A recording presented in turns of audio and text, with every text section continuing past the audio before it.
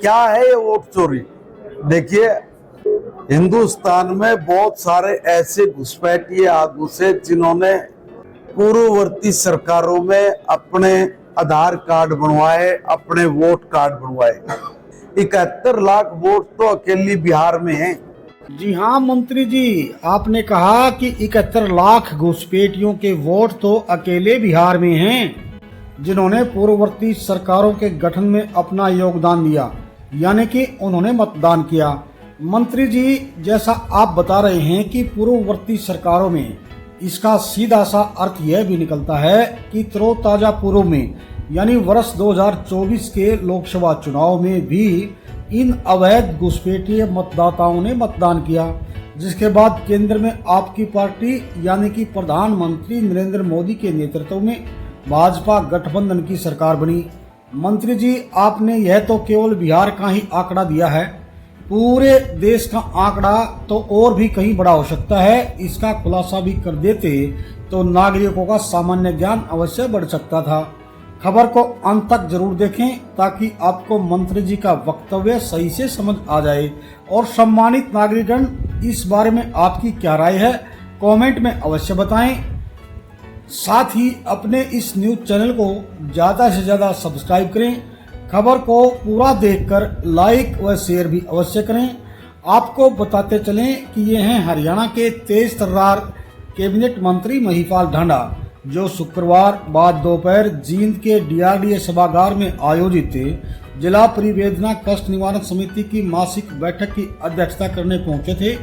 उन्होंने एजेंडे में रखी गई विभिन्न प्रकार की समस्याओं को सुना। बैठक में उनके सम्मुख कुल 15 शिकायतें प्रस्तुत की गई, जिनमें से 10 शिकायतों का समाधान मौके पर कर दिया गया। शेष शिकायतों को संबंधित विभागों को भेजते हुए निर्धारित समय सीमा में समाधान करने के निर्देश दिए हैं। और उसके बाद कैबिनेट मंत्री महिपाल ढांडा ने पत्रकार वार्ता में पत्रकारों के सवालों के खुलकर जवाब दिए, जिनमें कांग्रेस पार्टी द्वारा उठाए जा रहे वोट चोरी समेत कई अहम मुद्दे शामिल रहे। इसके साथ आप सबको राम राम नमस्कार। मैं आपका साथी दिलेर सिंह पत्रकार। अब आपको सीधा दिखाते हैं कैबिनेट मंत्री महिपाल ढांडा की लाइव प्रेस वार्ता के प्रमुख अंश। कुल 15 शिकायतें थी, 15 में से 10 का मौके पे निराकरण हो गया है, 5 अभी पेंडिंग बची हैं। कुछ काम ऐसे हैं कि जो वर्षों पुराने उलझे हुए हैं, जिसमें डिपार्टमेंटली आपस में क्लियर स्थिति नहीं थी, तो उसके लिए हमने अधिकारियों की ड्यूटी लगाई है कि आप सब मामले को समझे और समझ के इसका अगली मीटिंग से पहले निराकरण करें। इतना ही आज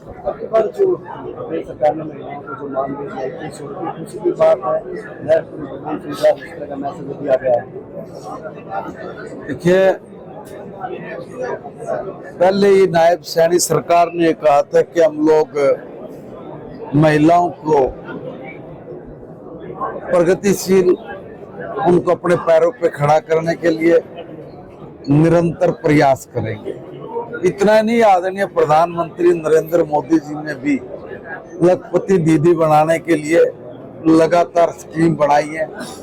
उसमें हमने सेल्फ हेल्प ग्रुप की महिलाओं को भी जोड़ा है। उसी में हमने ड्रोन दीदी बना के भी उनको अपने पैरों पे खड़ा करने का भरसक प्रयास के साथ साथ वास्तव में उनको काम दिया है और आज वो अपने पैरों पे खड़ी हो रही है। इसी कड़ी में एक योजना जो हरियाणा सरकार के लिए लाडो लक्ष्मी योजना, वो भी महिलाओं के लिए बड़ी कारगर सिद्ध होगी।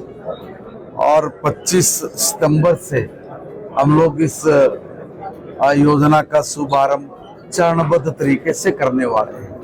अध्यक्ष ने भी कहा कि जो ये लाडो लक्ष्मी योजना बीजेपी लेकर आई है, ये दिखावा है, कंडीशन के आधार पर योजना लागू की गई है। देखिए, ये कुछ भी कहेंगे, अगर जरूरत जिसकी है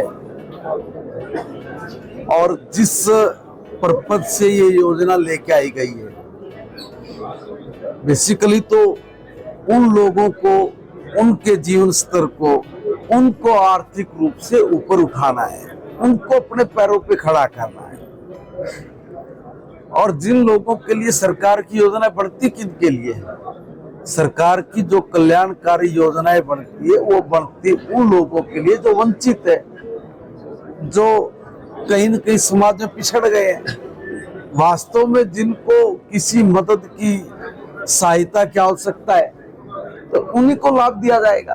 इसलिए विपक्ष क्या कहता है और दूसरा कोई क्या बोलता है, हम लोग इसकी बात जो समझने की है, जो ठीक है, जितना अगर अच्छा सुझाव आता है तो हम तो उसको भी खुले दिल से स्वीकार करते हैं, मगर कुछ भी कहे उसका कोई तर्क नहीं बनता, उसका कोई हेतु नहीं है, तो बोलने के लिए बोलते रहते हैं। मंत्री जी, और उन्होंने तो बोलने के लिए पहले भी पता नहीं क्या क्या बोला है।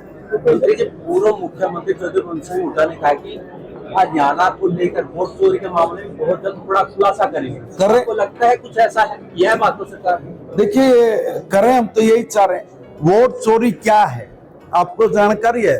वोट चोरी का मतलब क्या है ये वोट चोरी?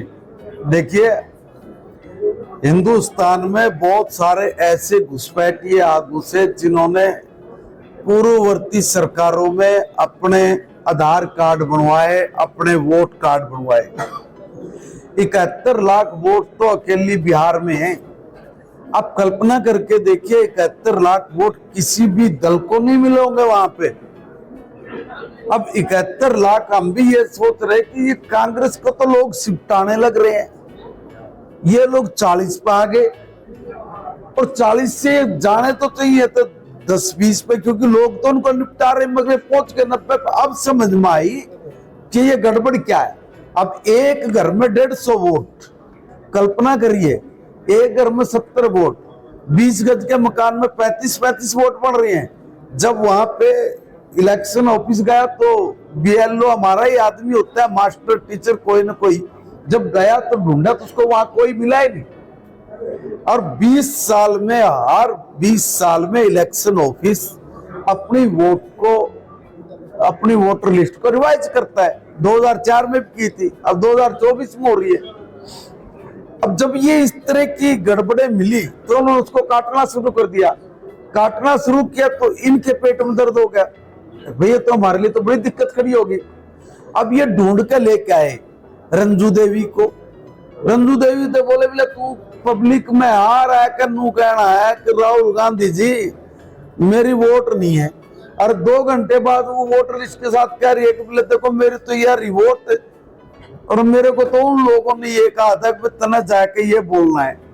इतना झूठ, इतना पाखंड। ये देश हम सब का देश है, ये धर्मशाला नहीं है कि इस देश में कोई भी आएगा वोटर कार्ड बनवाएगा और अपना यहीं का मालिक बन जाएगा।